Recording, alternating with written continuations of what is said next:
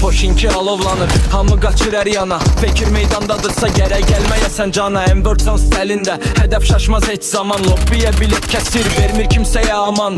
Səssizcə yaxınlaşır sanki bir kölgə kimi. Taktikası dərindir, fırtınalı dəniz kimi. Dropun başında pusku, hər kəs ondan çəkinir. Fakerin olduğu yerdə rəqiblər tez yenilir.